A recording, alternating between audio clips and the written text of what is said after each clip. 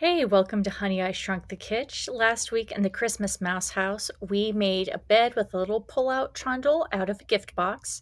So this week, we made bed linens for both beds, including a mattress, top sheets, pillows, and quilts. Follow along to see how we do it.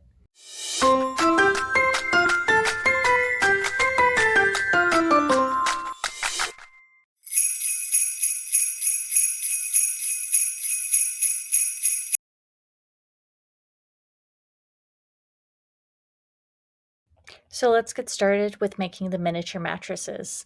I like to use a blue and white stripe for pillows and mattresses. I just think it's a really classic look. So I had this in my stash and I went with it. First thing I did was to measure the general size of the box, and then I cut my rectangles about half an inch larger than that on each side. Then I went around and marked a seam allowance, just 1/4 inch from the edge all the way around. I want to note that I want the profile of these mattresses to be fairly thin, which is why I want the finished measurements to be so close to the dimensions of the box. Now I sew all the way around, leaving just a small gap in the stitches on one side. I also take a moment to clip all of the corners, just like this. That allows me to reduce bulk so that when I flip it inside out, I'll have some cleaner corners. Now, using the little gap that I left in the one seam, I'm going to gently pull the piece inside out and take a little special care around the corners to make them nice and clean. Then we're going to stuff it with some spare clippings, some spare, bits of fabric, bits of thread, rather than fiber fill. I find that fiber fill makes it almost too fluffy, and I want this, again, to have a fairly thin profile.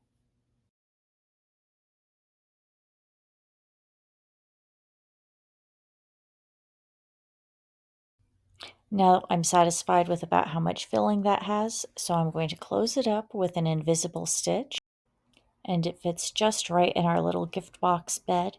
I couldn't be more pleased with how this mattress turned out.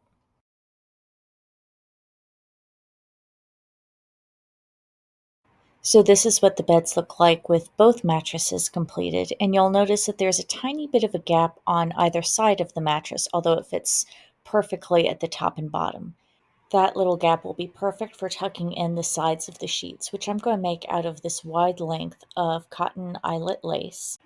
This is my last scrap of this lace, and if I split it in half, I'll have just enough for two bed sheets.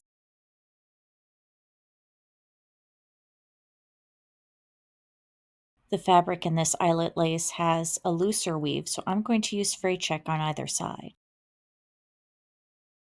And once that fray check is completely dry, I'm going to pin just the bottom edge to the underside of the mattress and sew it down. I like to do this in miniature beds that I know children are going to be playing in. Putting my little dolls to bed was always my favorite part when I was a little girl, and I will say it is much less frustrating if you know at least some of your layers won't come undone while you're tucking in your babies. And this is the finished look with the top sheets all tucked in.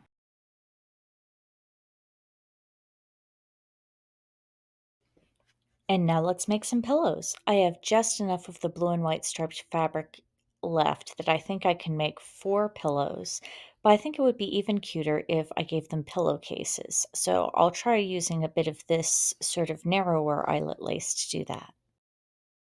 I'm going to make each pillow using the same basic method that I used to make the mattresses. First, I'm going to cut to size, making it slightly larger than what I need. Then I'm going to pin and sew almost all the way around, leaving one whole side this time open for me to turn it right side out. Fiddling with these little pillowcases is definitely trickier than the mattresses were, but look how cute they turn out. Once again, I'm using my little fabric scraps and thread snippets to stuff the pillows because I don't want them to be too thick. And I'm sure to leave a little extra room because before I close them up, I'm going to attach the eyelet pillowcases. Honestly, I spent a little bit of time thinking about how to construct this because remember, I want this to be fun to play in and not frustrating. So I don't really want the pillows to come out of the pillowcases. but at the same time, sewing them together feels like there are a lot of ways that could end up in a really bulky seam that doesn't look as nice. So after cutting my pillowcase material to size, again leaving a little extra to be the seam allowance on the side. And so I'm going to overlap these raw edges so that when I sew one seam down the middle, when I go to flip it over, it's going to lay a lot nicer. Then of course I'm going to sew down the side of the pillowcase, treat it with fray check, and flip it right side out.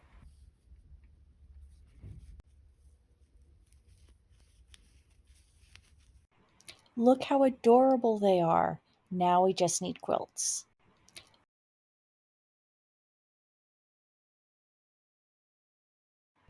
Now, making miniature quilts is a little bit complicated, so I'm going to give the basics here. But if you want to see the whole process of making, designing, embroidering, and a little bit of the history of a Victorian era crazy quilt like I did here, you can check out my video that I just released earlier this week. But here are the basic steps that I'm going to use for the two smaller quilts. We decided that since the parent mice were going to share the upper bed, they should get this large, fancy Victorian era crazy quilt. But since the two younger mice were going to be sharing the trundle bed, they should each kind of get their own quilt. So I have this panel of fabric that has a lot of different quilt blocks just printed on it already. And because it's for the two younger mice, I asked my favorite young people which ones they thought were best. And they chose these two and these two backing fabrics to go with them. You can see here that my quilt tops each come to about 3.5 inches square. I cut my backing fabrics each a little bit bigger than that, about 4 inches square.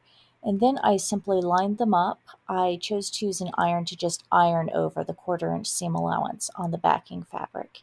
I sewed them together, pretty sides together, just following the line I made by ironing my seam allowance. I again sewed almost all the way around, just leaving a small gap on one side so I would be able to flip it inside out and close the gap with an invisible stitch. This kind of quilt really doesn't need a batting. I wanted to keep it very thin so that it will be pretty pliable and easy to position in the dollhouse. After all this work to make the miniature bedding, I have to say it is completely worth it to see these beds made up and in the dollhouse ready to go. I just love that we were able to keep things low profile enough that the trundle can still tuck in under the main bed frame. I also love that the two little quilts will stack on top of each other when they're not in use. And of course, the whole mouse family got tested out in their new beds right away. They fit nice and snug, very cozy, and ready for the night before Christmas. Thank you so much for following along on this intensely fun journey of making all this miniature bedding. If you're new, I hope you'll subscribe, and we'll see you back again next week for another update on the Christmas Mouse House. Thank you for watching.